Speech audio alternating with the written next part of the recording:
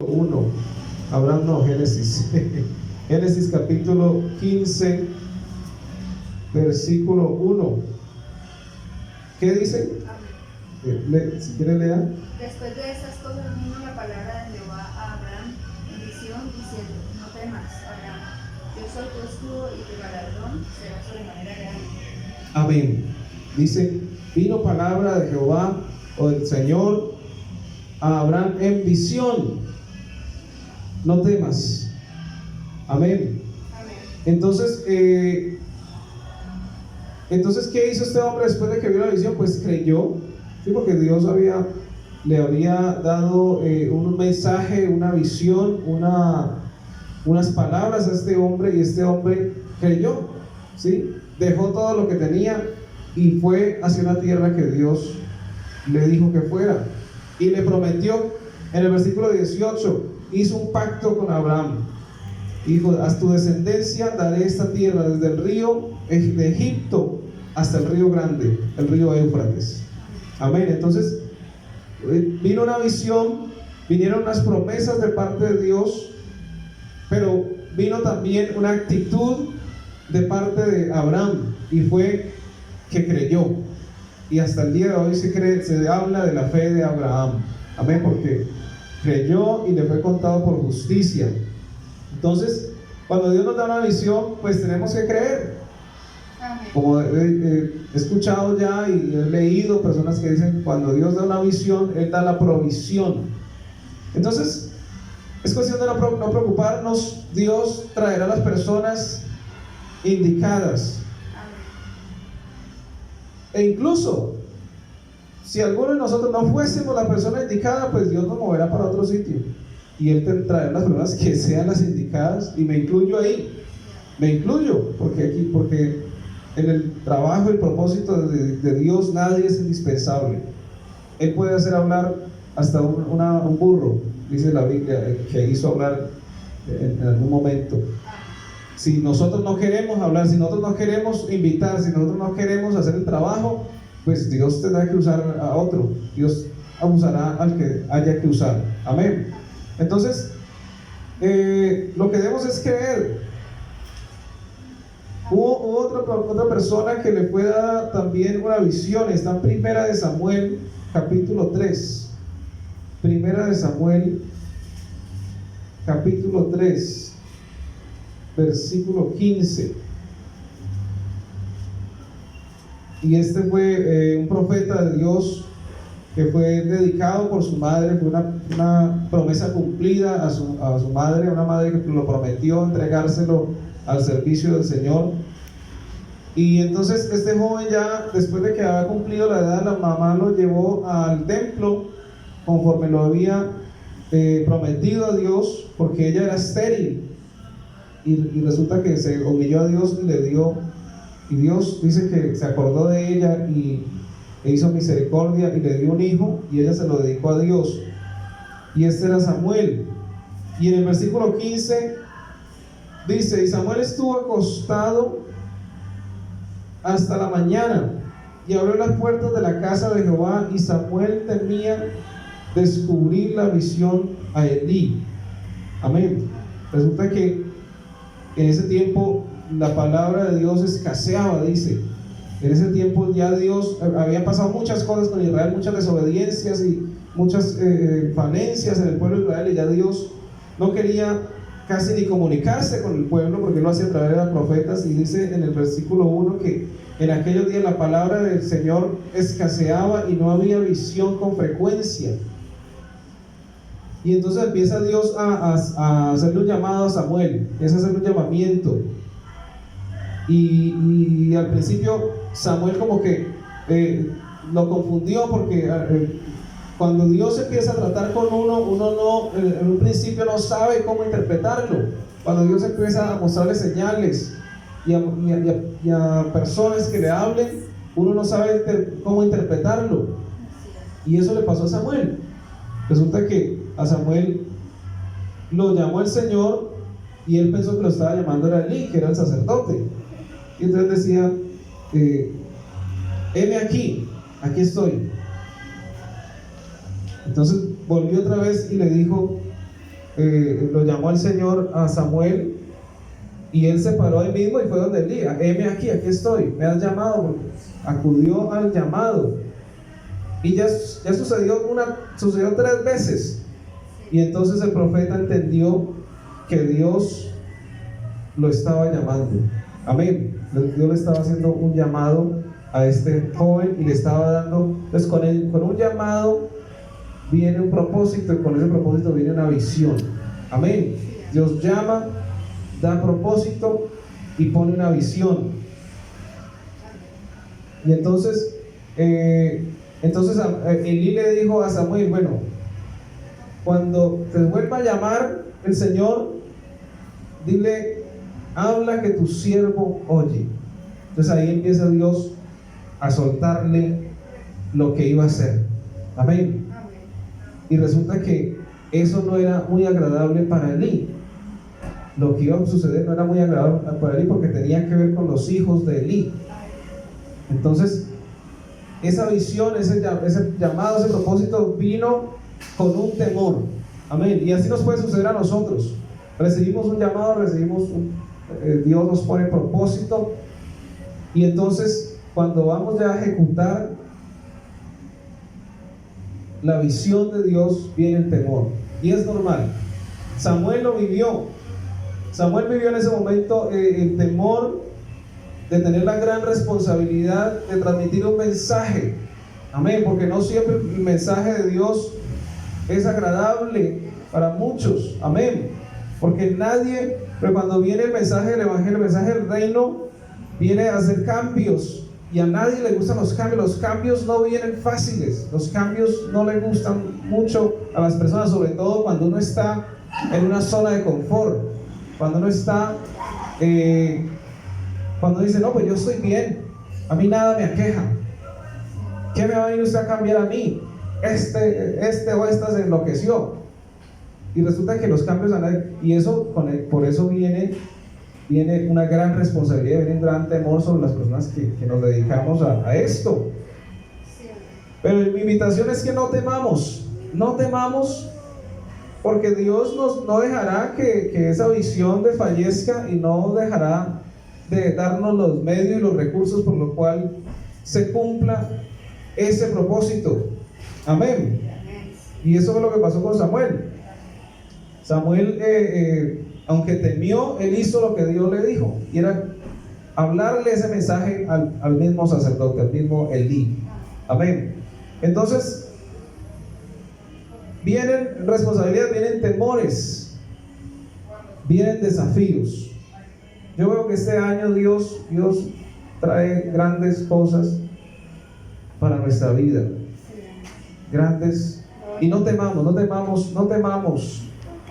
Usted puede decir ahora: pero es que yo no me siento capacitado. Ay, Señor, pero es que yo no me siento tan santo ni tan santa, yo no me siento tan limpio ni limpia, yo no me siento capaz. Es que yo, ¿cómo hago para decirle a alguien: hombre, Dios tiene un propósito con usted, Dios quiere hacer algo en su vida, yo no tengo las palabras?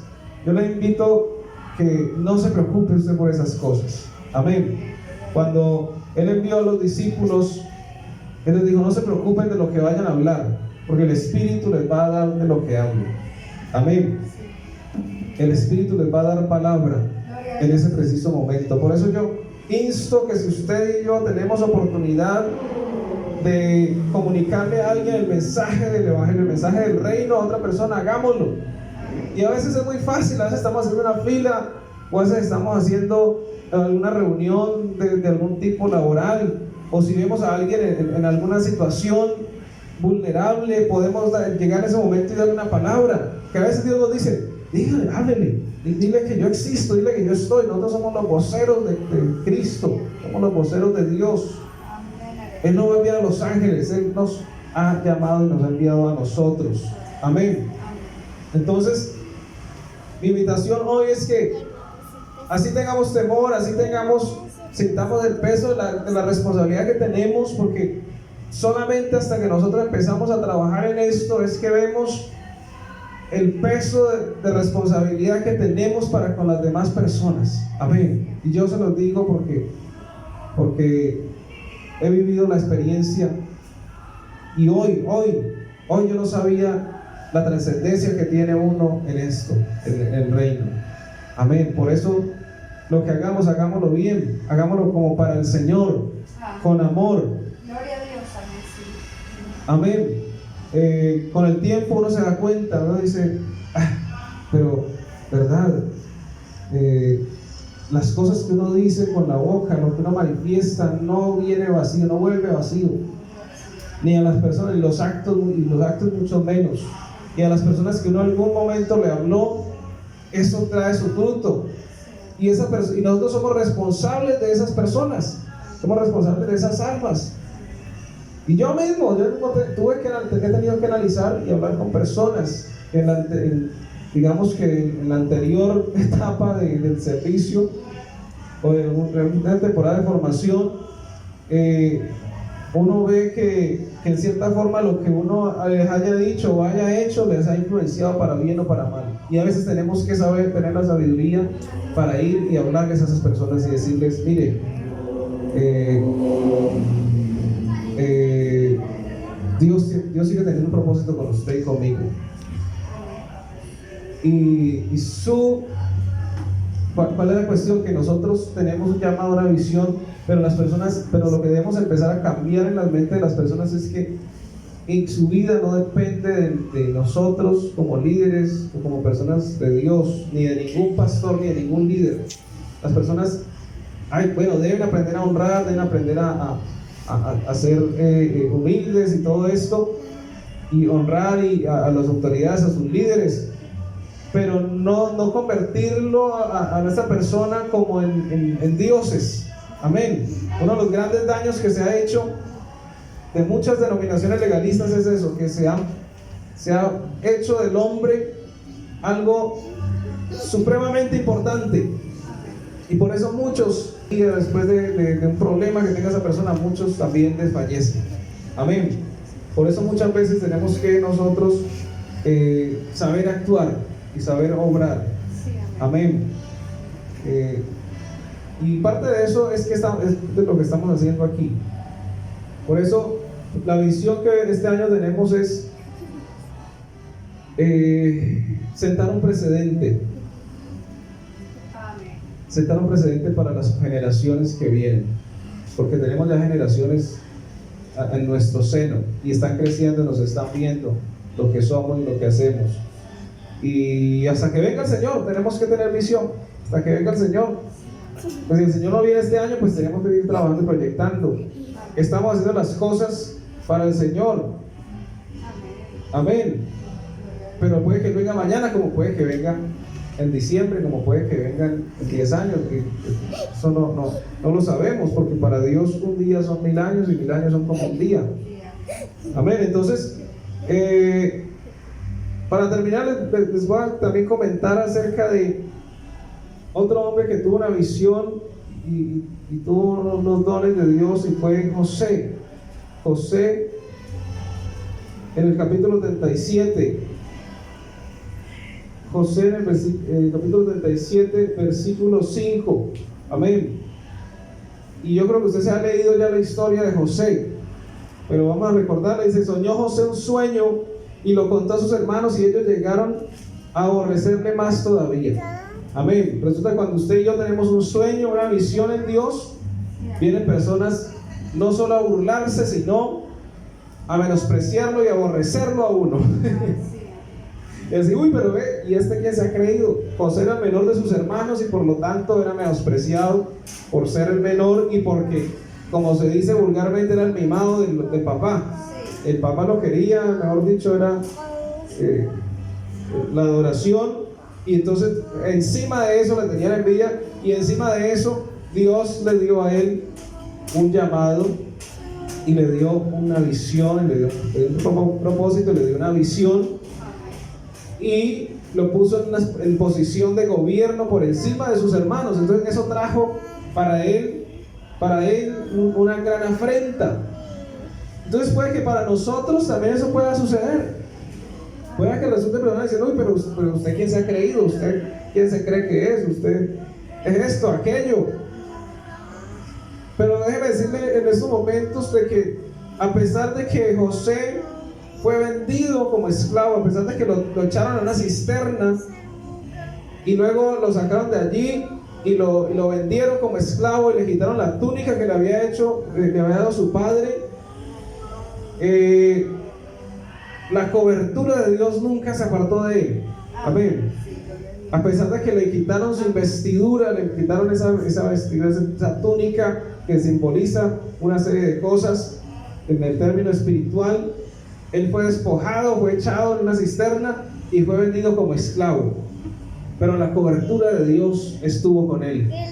Amén. Y eso es lo que necesitamos nosotros entender en estos momentos. Puede que contra la visión que tengamos en este año, contra los propósitos y desafíos y lo que nos propongamos, vamos a tener cosas en contra, pero hoy podemos estar seguros de que Dios no nos quitará esa cubierta que es su espíritu. Amén. Esa misma cobertura, esa misma cubierta que hubo sobre el pueblo de Israel en el día, una columna de nube, en la noche de fuego, una cobertura espiritual, y nunca se apartó de ellos.